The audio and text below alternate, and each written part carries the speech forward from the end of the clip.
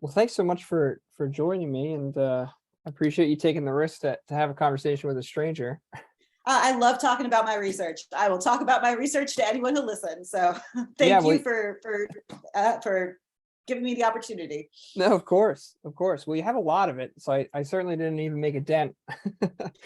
I was a little ambitious thinking what I could read, but I have at least a few titles. So why don't you introduce yourself? I'll of course in the episode give you a more formal introduction, but it Okay. might be helpful for you to introduce yourself and maybe talk about what you do. Sure. Yeah. So I am Kymberly Young. I have a PhD in neuroscience, and I'm an associate professor of psychiatry at the University of Pittsburgh School of Medicine. And I'm also the director of the Biological Affect Modulation Lab, or BAM Lab. And that is where I do my research. And my research recently focuses on fMRI neurofeedback. And so basically what that is it's you take someone, put them in an fMRI scanner, and then you show them how active a certain part of their brain is in real time and help them gain control, and they'll learn control over that activity. And that seems to result in beneficial effects for patients with depression in our studies. And so we're really excited about this. And I am starting a new clinical trial, a large-scale clinical trial, to really try and move this out of the world of academia and into the community. Yeah, awesome. I'm interested in your academic background. Was not neuroscience, was neurofeedback sort of overdetermined? Were you already really interested in that, or did you just discover that at some point? It No, seems no. So pretty specific. I actually went to school to be a lawyer. Okay. I had no interest in science. But then while I was in college, my dad experienced something called transient global amnesia. Mm. And so it's this very rare, poorly understood phenomenon where you're just not able to make new memories for a couple hours. So he just keep asking where he was and why he was there. And the doctors don't really have a good explanation for why it happens. It's not a stroke. So that got me really interested in memory and how memory worked or didn't work. And so I ended up taking some neuroscience elective classes and fell in love with it. And so abandoned the law, being the lawyer, and went into neuroscience. And I started in researching memory, and particularly autobiographical memories. And transient global amnesia is really rare, not very easy to study. So that was not where I was able to devote my efforts. But I started learning about memory problems that certain disorders were associated with, and found that people with depression have difficulty recalling specific autobiographical memories. So they have trouble recalling events from their life. Like if I were to say to you, give you a keyword like party, you could probably tell me, a party you went to last week or something. A patient with depression is more likely to say something like, well, I've been to parties, or I don't get invited to parties, without accessing a specific memory. And so that was what I started wanting to look at. Well, what's the brain doing or not doing when these patients are recalling these memories? And so that's where my research started, was in basically scanning using fMRI, which measures brain activity. So you use more oxygen as your brain is more active, supposedly reflecting neural activity. And I use that to measure the brain activity of healthy people and patients with depression as they recalled these positive, or so first I looked at specific autobiographical memories, what was going on in their brains. And a bunch of them were telling me afterwards, it was nice to just sit there and recall some memories. I've always feel like I have no memories. My wife tells me I have no memories. And so what I started looking at was, well, okay, what was different between the two groups? And then those people that seem to have a mood improvement after the one scan, what was going on there? And so what I found was that there was this one brain region that was different. It was differentiating my healthy individuals from my patients with depression. And we, sorry. And when we looked at this region, it was found that the people who had more activity in this region were actually less depressed. They were less severely depressed than people who didn't have activity in this region. And what we found in this region is the amygdala, which is a brain region that is, you probably heard it in the context of fight or flight, but it's a salience detector.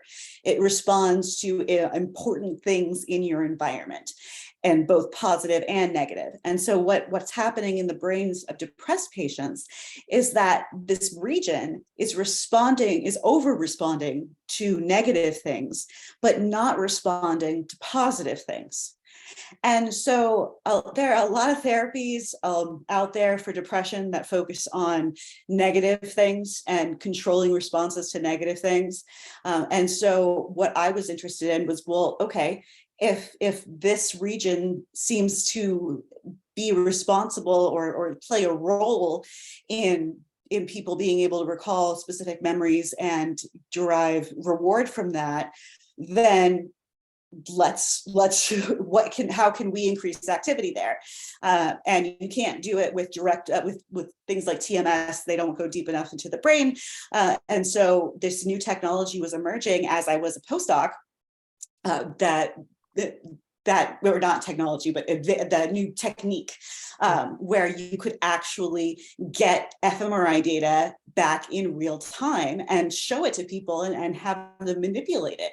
And so it was fortunate. That was my path to neurofeedback. I was really interested in memory, started looking at how memory could be impaired, and then how the brain was different from healthy individuals, and then targeting what was different to try and make it more behave in a way that mirrors healthy individuals. And I had a great advisor at the time who was an amazing physicist, and he had this neurofeedback technology and was like, hey, you want to manipulate the amygdala? I want to try out this new neurofeedback stuff. Let's work together. And that was how everything started. Was any part of you suspicious?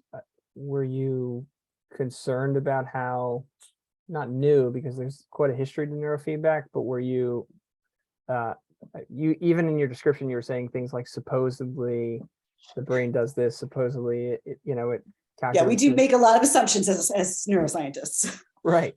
Was any part of you suspicious? I came into this recently, and I'm still suspicious isn't the right word. I'm totally untrained, but I'm curious, but I keep bumping into resistance. Absolutely. And that's largely because of EEG neurofeedback, which has been around for a lot longer. And there are neurofeedback clinics that have popped up all over the country.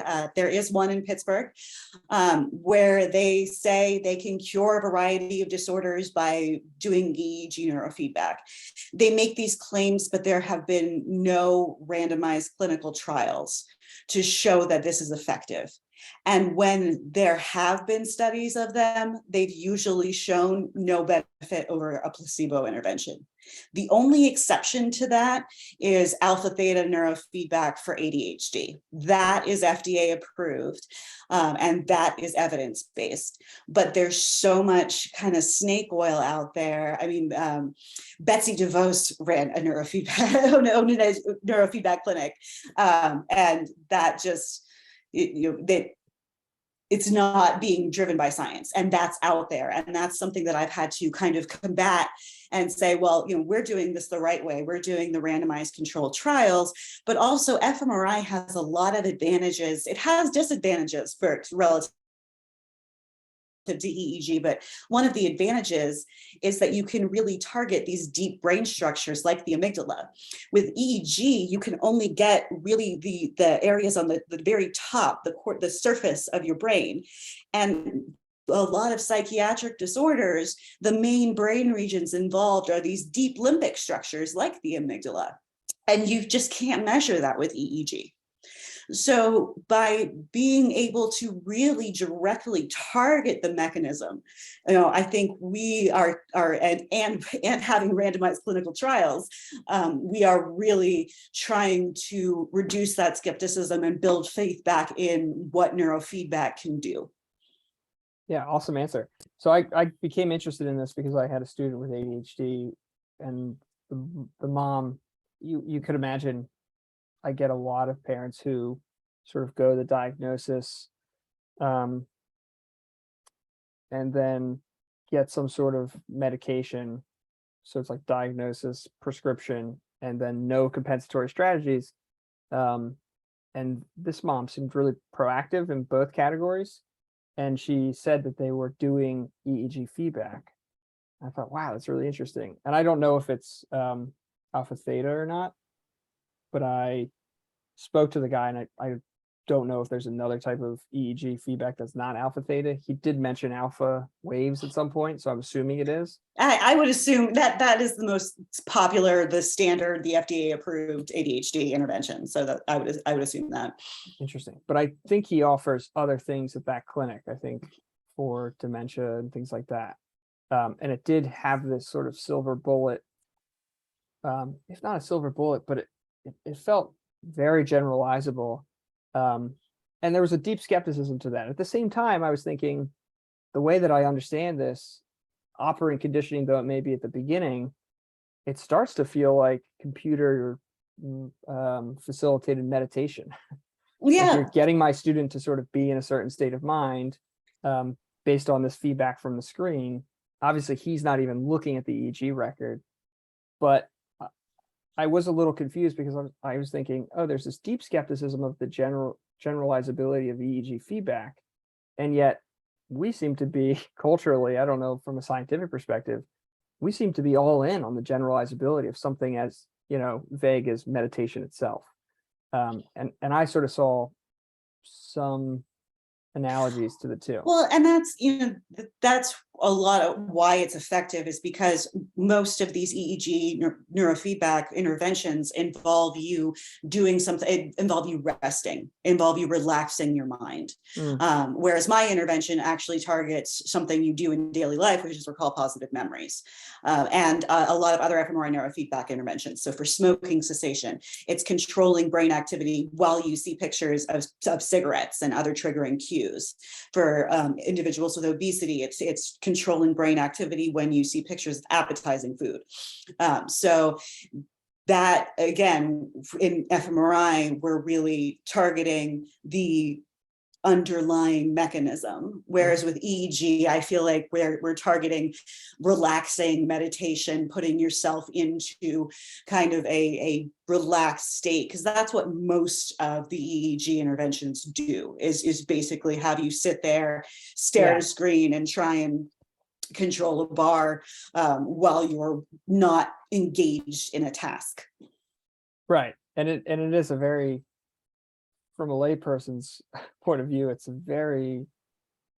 seems nebulous, where at first it's sort of operant conditioning, it's almost unconscious, but we're going to like raise it to the level of conscious awareness. A sentence like that seems almost destined to confuse people. Yeah, it does. You're confusing me a little bit, but it's what that it's. I don't know, that gets into consciousness, and we could have a whole other discussion about the nature of consciousness. Sure. So I do have a question, maybe going from my very cursory exposure to EEG to fMRI. You seem to be really interested in that the fMRI is sort of targeting a deeper part of the brain than the EEG. Although there is a part of neurofeedback I'm led to believe where it is important that they're aware of that deeper.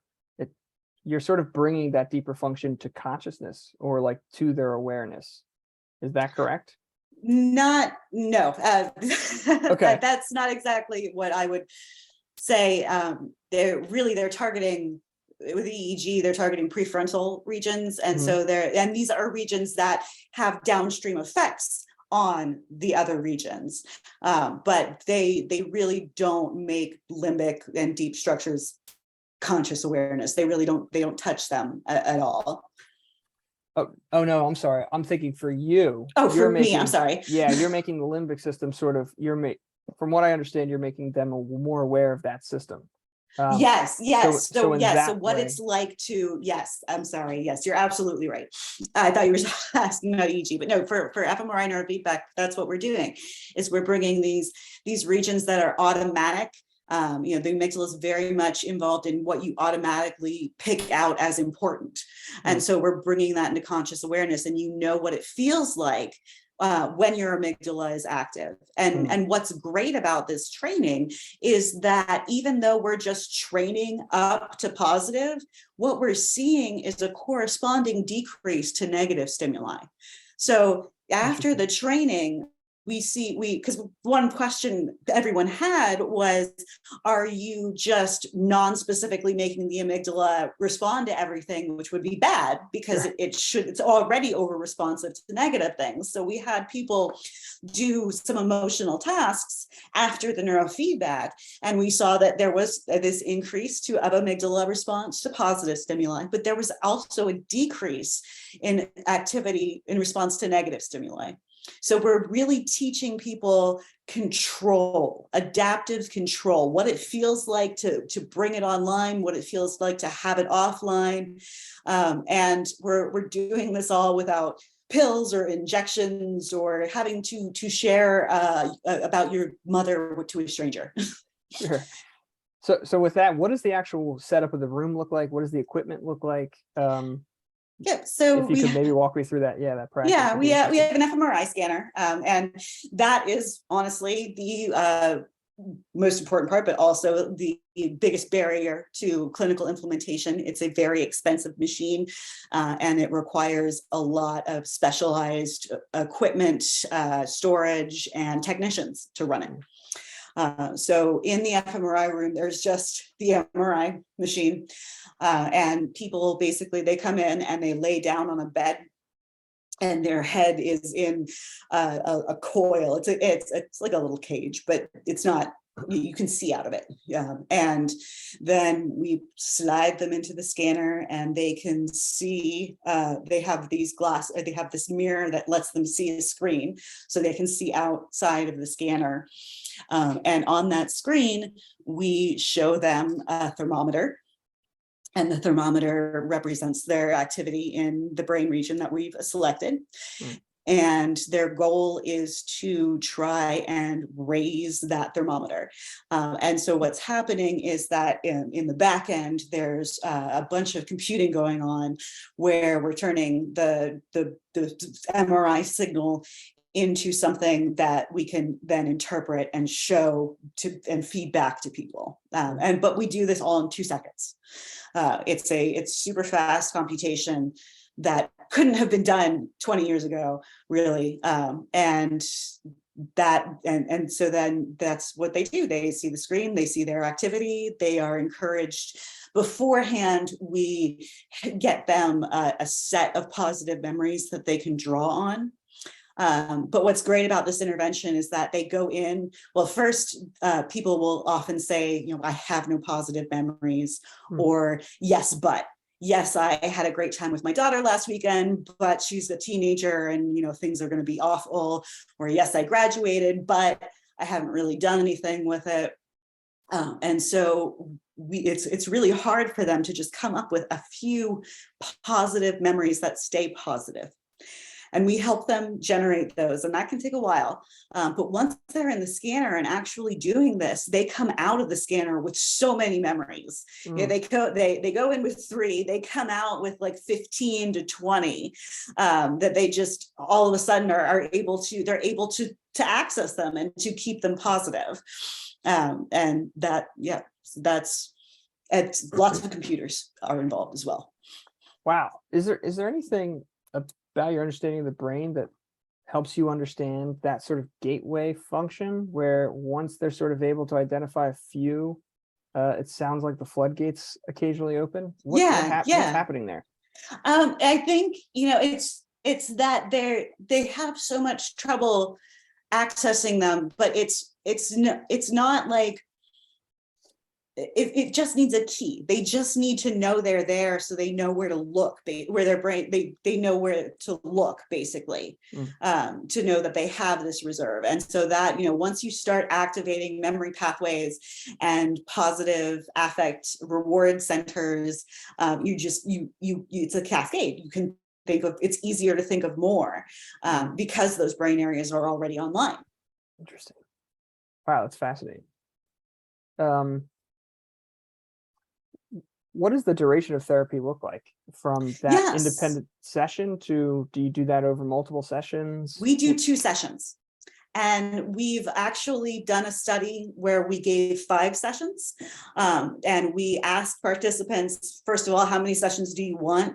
But we also looked at when they stopped receiving a benefit, like when they stopped increasing their amygdala. They all got to a certain point and they were not going to increase activity further.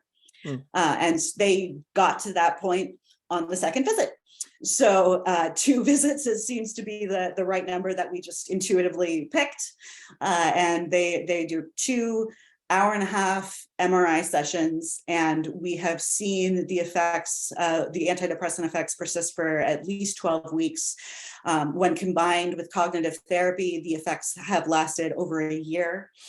And we are investigating now, we're about to start now, just following up for a year without any other interventions in the interim.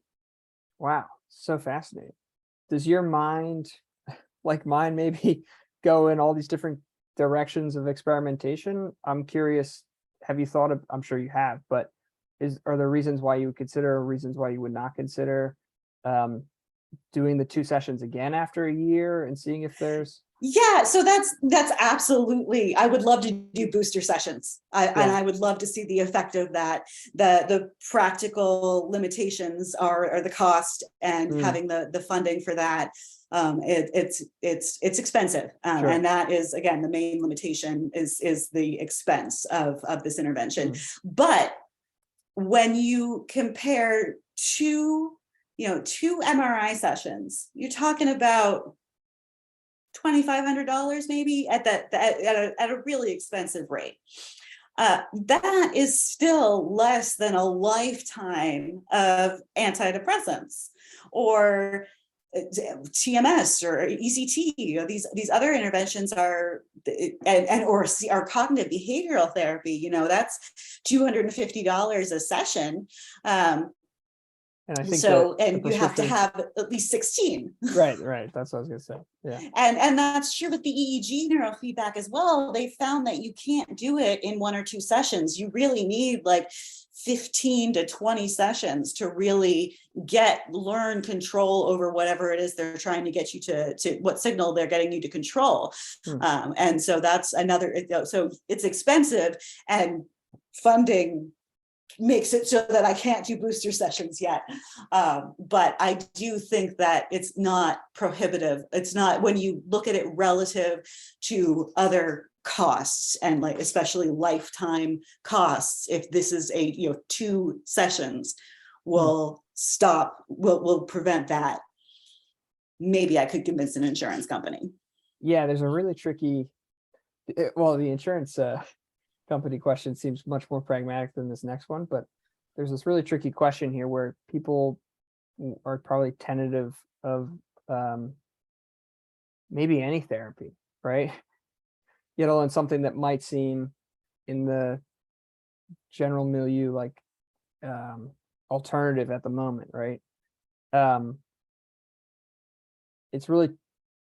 a lot of overhead, I think, to try something, right? So while if they're convinced of it, it doesn't seem necessarily prohibitive because they can compare that cost, in 2 sessions to the cost of X amount of years of whatever, or 16 sessions of CBT or something. But if they're not convinced of it, then it does seem a lot of overhead to experiment with that.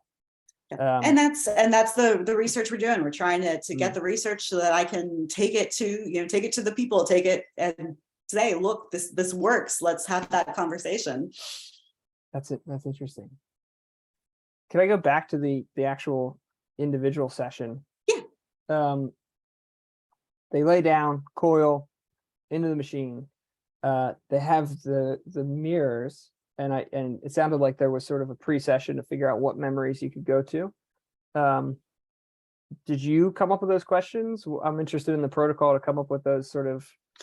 So initially what we did was just said, think of positive memories and make this bar go up.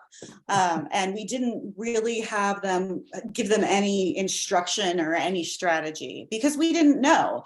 And so what we did was we asked them after they came out, what memories were you using? What are the properties, describe the memory in detail so that we can then analyze the properties of the memories. And what we found is that there's a lot of social memories, and that thinking about the government is bad, is not productive at all.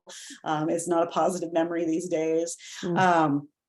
Using the word I, or when you're describing your memory is helpful. And what we've found is that people are finding that their memories are able to stay positive, and they start thinking about particularly rewarding parts of their memory, particularly good parts of their memory, and then also how their memory relates to who they are today. And I think making, kind of bringing that into the sense of self, helps them use positive memories more adaptively. That's the thing. It's not that they just can't recall positive memories. They do have trouble recalling positive memories, but they're not using them for things like problem solving and emotion regulation that you see in healthy individuals. And so by bringing these, forcing basically your brain to say, look at this is important and good, that they're able to then use the memories adaptively. Fascinating. And that leads to a new question, because what we knew from beforehand, there's research showing if you just put someone with depression in a room and say, think of positive memories, their mood actually gets worse. So just saying, hey, think of happy memories is not effective. And so it's recalling happy memories while bringing the right brain regions online. Now, can we bring the brain regions online without the fMRI neurofeedback is a new interesting direction. Can we show pictures, or really direct their memory recall, or even provide a drug or something that would bring these brain regions online while they're recalling positive memories, because that's what the key is that it's not just that you're recalling them, it's that you're adaptively recalling them. And I compare it to, so the very first talk I gave, some snarky man came up to me and said, hey, it's Peter Pan thinks happy thoughts and you'll fly. And I've actually embraced that metaphor, because if you think in Peter Pan, if you think happy thoughts and jump out a window, you'll fall. You won't fly. You'll only fly if you think happy thoughts in the presence of pixie dust. So you have to have pixie dust to use your happy memories to fly. You have to bring your amygdala online to use your happy memories to function in daily life, is how I think of it. Have you run into him since? No, I have not, which says a lot about his career trajectory versus mine. So it's not personal at all. No. It's a great question to ask a poor grad student giving her first public talk. Like it was it was an experience. Interesting.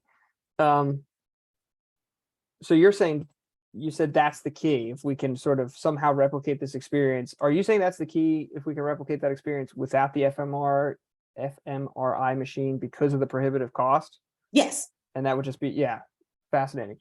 I'm even and wondering. that's one of my directions of research, is trying to figure out, can we move it outside of the scanner? I'm moving forward with every effort to make this the scanner something clinically available, but I'm also looking at how is there a way we can move it outside the scanner and make it cheaper and more accessible?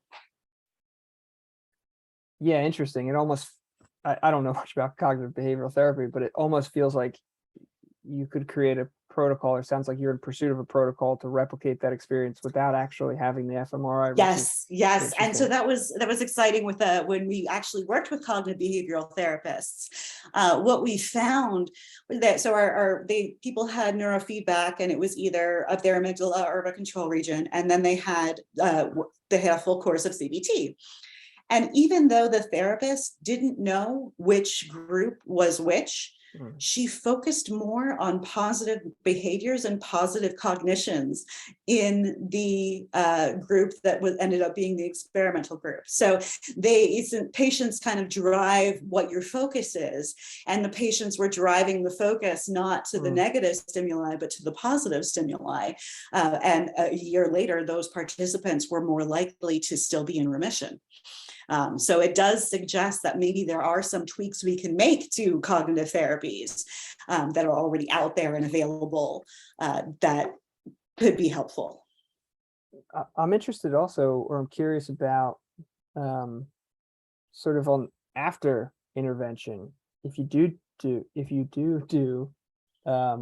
sessions of fMRI therapy, neurofeedback therapy, if instead of the booster being another 2 sessions, if the booster could be that tweaked CBT or some sort of like, even, I wonder what utility there might be in having them sort of record themselves talking about it or journaling. It's so interesting to see this bump into so many other types of therapy. Yeah, it is. It's really exciting.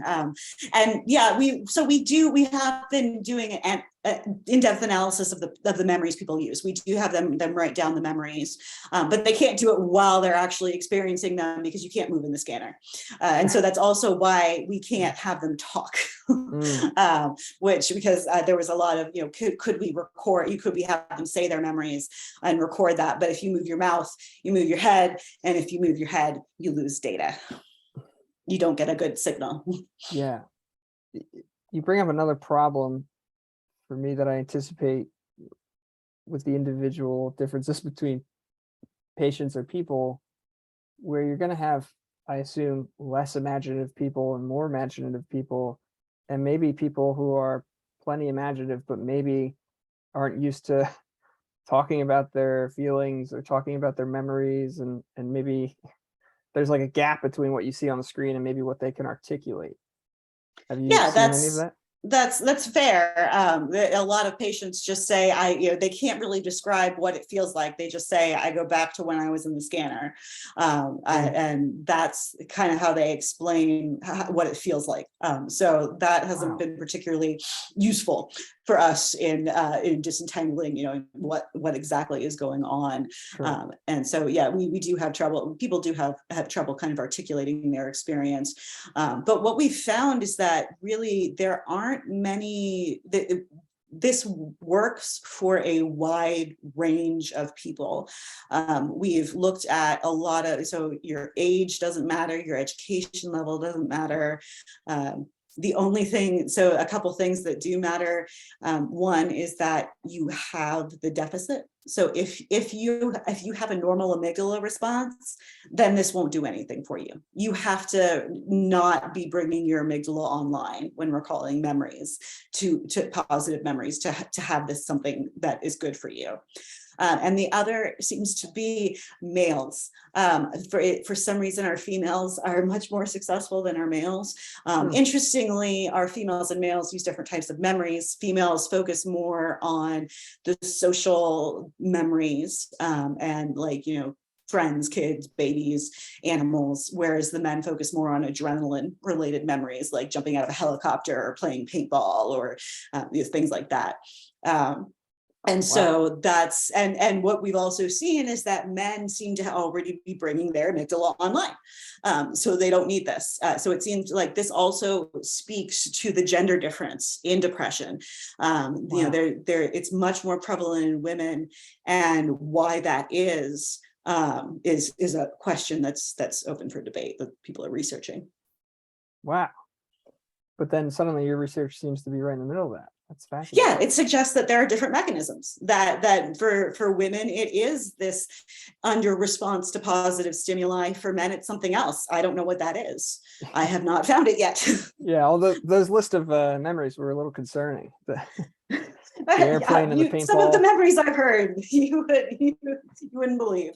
Does that freak you out when you see them? Their amygdala is sort of through the roof, and then they tell you what the memory is, and you're like, oh, that's not what I would hope would make you really happy. Sometimes, but if it's positive for you, that's enough for me. Yeah, there you go. Memory is a very subjective experience, and what people find to be good memories, it varies dramatically from individual to individual. I'll say that. Interesting. This might seem a little redundant, but I want to keep coming back to that individual session and then sort of extrapolate out from there. What are the first prompts you're giving them when they're under and looking at through the glasses? What are the very initial prompts? So first it says rest. It says rest for 40 seconds, and then it says happy, and has a thermometer that goes up and down, and it does that for 40 seconds. And then it says count, and for 40 seconds, that's our palate cleanser. So it gets people you have to count backwards from 300 by a number by like 7, 9. Wow. So it makes you stop thinking about your memory and brings you back to the moment and takes your amygdala back to baseline. And then they repeat that many times, for 16 times.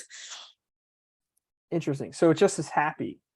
Yeah, that's the happy in a bar. But before we go in, we give them instruction. We tell them, you want to think about positive memories. You want to think about the particular positive aspects of them, how it relates to who you are today, why was it a good memory, and try and really hold on to the positive moments of it. And that savor almost. Excuse me. That sounds a little bit like an orientation. Is there any sort of pre-therapeutic talk about what kinds of memories they should be pulling up, or helping them find memories? Like, yeah, how does that make you feel? Or well, not necessarily how does that make you feel, but just sitting down. So what we do is before anybody does this study that has this intervention, they do something called the autobiographical memory test. And so that is a test where they're given 18 keywords and asked to recall memories from their lives. So we have this list of memories. A lot of them are not going to be specific, but the experimenter can then sit down with the patient and say, well, okay, you say you have no happy memories. What about the time you went to the beach with your family? And so you can kind of help them to find a few positive memories. And now we suggest things like, do you have any children? A lot of women use the birth of their child as one of their best memories, even though there's obviously some mixed feelings there.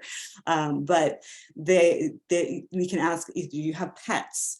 What do you do to relax? What do you do on your day off? And so that's how we get them to start getting to positive memories. But then what they do with those positive memories in the scanner is the magic, the pixie dust, how they bring the brain online. And the strategies they use is something we're trying to figure out. Interesting. Have you done any research, or has this forced you to do any research through literature about other meditative practices or things that might get the amygdala, or have been said to get the amygdala online?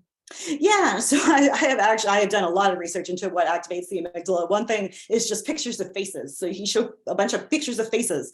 So maybe just having somebody sit in a room while they're looking at neutral faces flash at them would be effective. There are drugs that selectively activate the amygdala.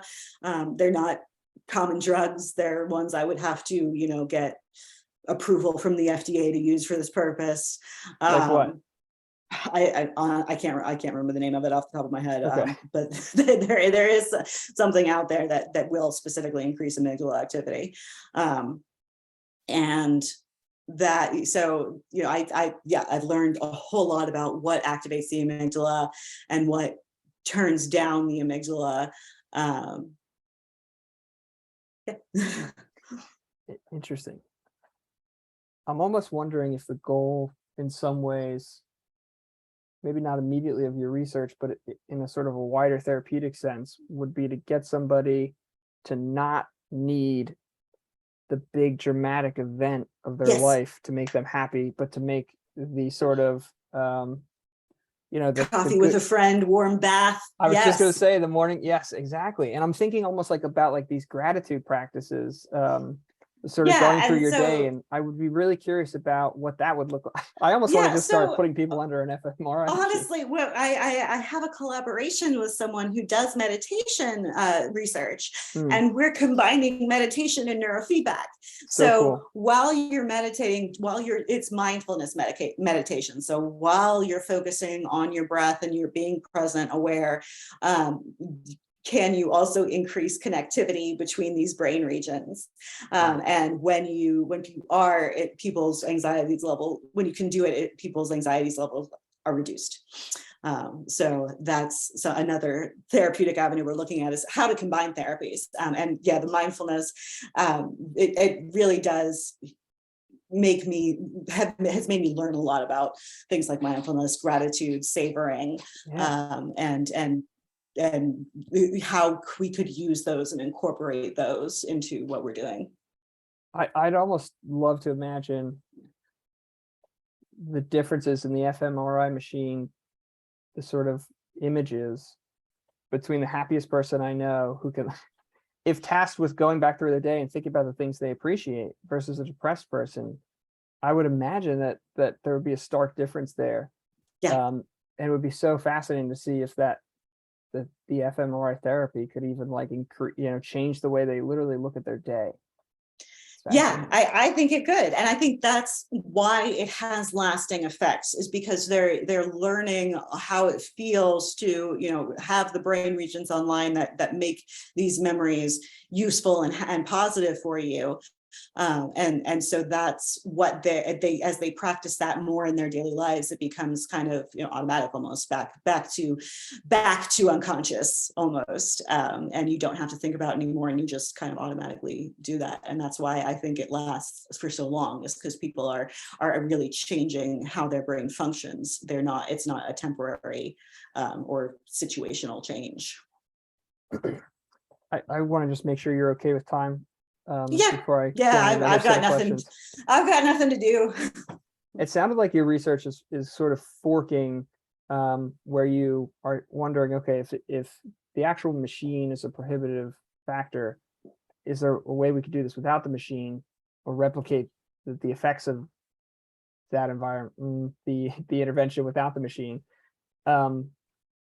While you said you're still full steam ahead with the actual machine, does that road take you down like all sorts of policy and insurance? Oh God, yeah. So basically you have to not just be a scientist, you have to be a businessman, you have to be a clinician, there are so many hats you have to wear, and so many worlds that I have to be involved in that I never thought I was going to have to be. I never envisioned working with talking to insurance companies. And arguing with insurance companies. Sure. Is just not something I ever envisioned for myself. And it has made me really step out of the scientist role and into almost like a businesswoman role, which has been weird for me. Yeah, has that been interesting? It has been interesting. It's very different, because most of my days are spent, writing papers, analyzing data, writing grants. But then I go to conferences, or I talk to you or anyone really about this research, and I have to really, you yourself brought up the bias against it. I have to really kind of sell it. And that has been a new skill that I have learned that was not part of my training as a scientist. Yeah. Wow. Talk about, yeah. I imagine that could be pretty discouraging. It can, yeah, it is. There are times when I wonder what the point is, why I'm doing this if nobody's ever going to be able to use it. You know, it's just sometimes it can be discouraging. If your doctor's never going to say, would you like an antidepressant, cognitive behavioral therapy, or neurofeedback? Why am I doing this? I'm making some people's lives better, but what I really want to do is reach everyone, and the skepticism is justified based on history, but also, you know, it can be frustrating to be in this field. Yeah.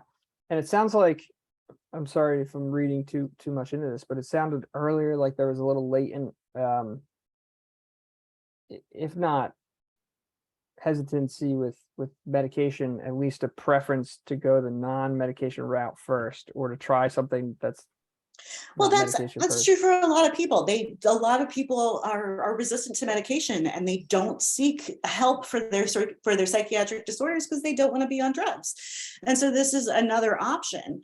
And there are a lot of people out there for whom drugs don't work. So we have a specific study for treatment-resistant depression. So these are people who have tried many antidepressants and not ever gotten any benefit from them. So this, and that's really where my hope lies in terms of getting insurance companies involved, because for treatment-resistant depression, this absolutely is more practical and feasible than deep brain stimulation, to implant something, you know, one of the brain implant technologies, or ECT even. It's much less, there are much fewer side effects. And so, you know, that's where my hope is that the really severely depressed patients for whom medication doesn't help could realistically get this intervention someday. And I know you said that sometimes this process makes you feel like a business person, but I got the sense that you meant more in actually sort of selling the product. But when you think about the resistance from insurance companies, does that make you actually think about whether or not this is a sustainable business model? Oh, yes. Yeah. Oh, yes, yes. And I have had conversations with people, with entrepreneurs and people in the business world, and quite frank conversations about what would this look like as a business model if someone were to pursue it, and that's, is it sustainable? Right. And you have to have a deep conflict within you as a scientist trying to sell this product that you think will do better science and make people healthier, where this might be me just regurgitating things I've heard, but you wonder sometimes if the goal of the insurance company is actually to cure people, because no, it's to make money. right. Thank you.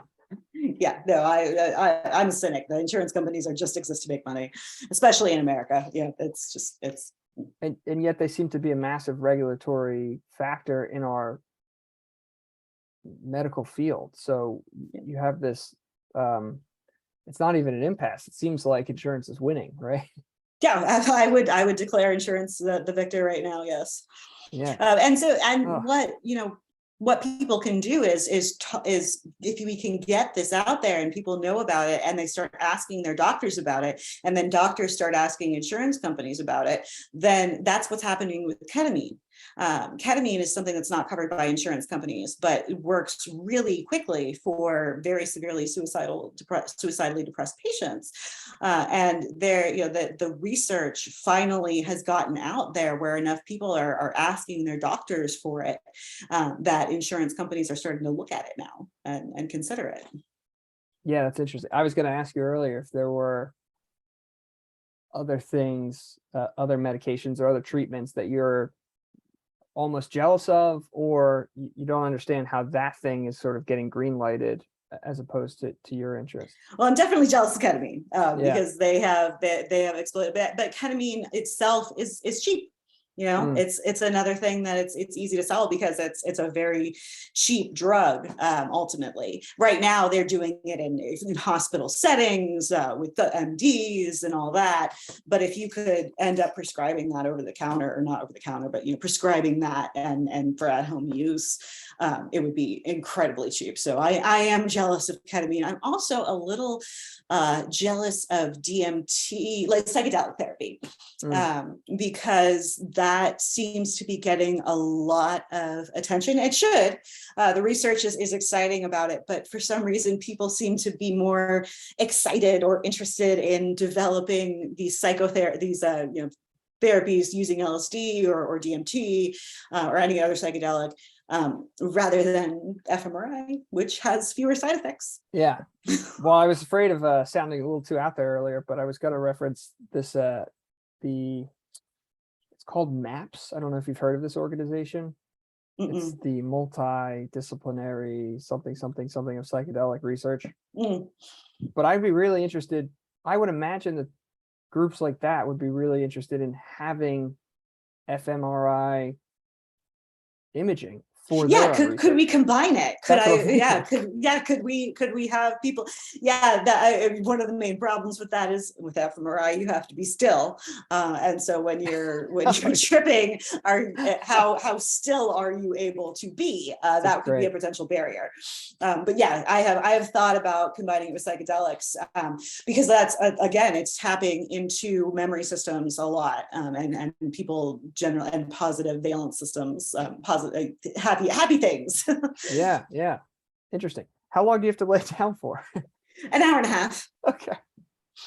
Yeah. And some people have fallen asleep, some people can't stand it. They're claustrophobic. So again, that's another limitation. It's not for everyone. I fall asleep in the scanner. I can do this task. I've done it before.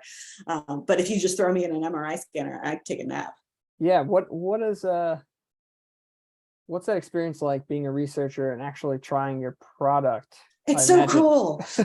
I imagine it would be like somebody at MAPS doing having a psychedelic experience. Well, I've always, mine is not illegal in any sense. That I've always made sure that I wouldn't ask someone to do something that I wouldn't do.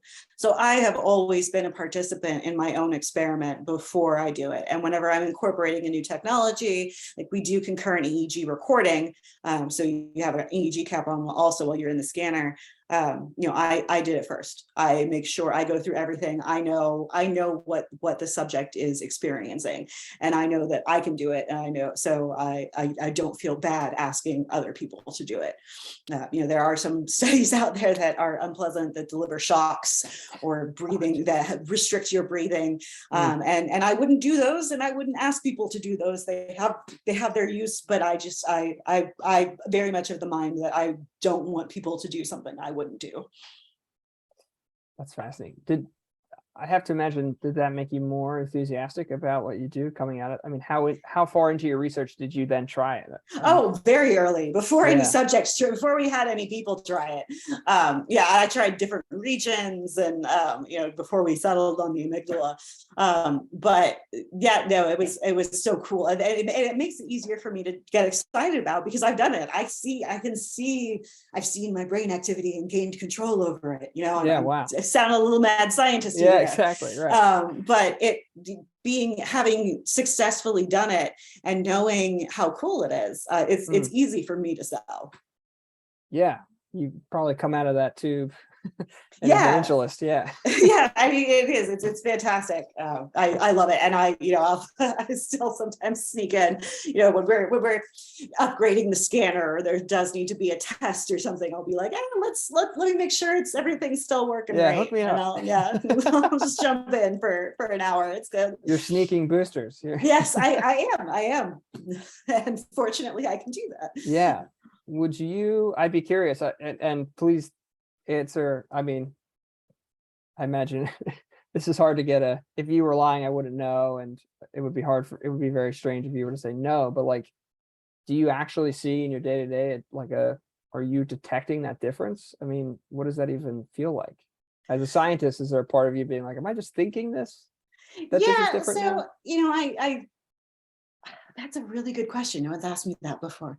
Um, yeah, how do I feel? I feel different? Um, but also the thing I would answer for that is that, my brain is not necessarily a depressed brain.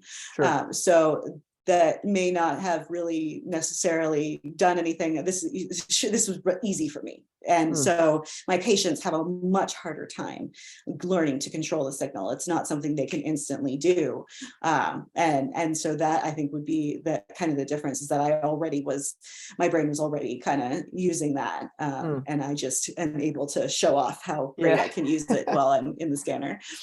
And with the actual patients, they're doing some sort of symptom inventory, I think you alluded Yeah. to down there. Okay. So you're actually Yeah. seeing that they are, it seems, Yeah. experiencing a daily change. Yeah. The first study, we just looked at, after this, how did you feel? And then we started incorporating, okay, well, a week later, how do you feel? Hmm. 2 weeks later, how do you feel? 12 weeks later, how do you feel? And the fact that we're still finding people feeling better 12 weeks later is so great. A lot of interventions don't have that kind of long lasting effect. Yeah, awesome. Well, I'm fascinated.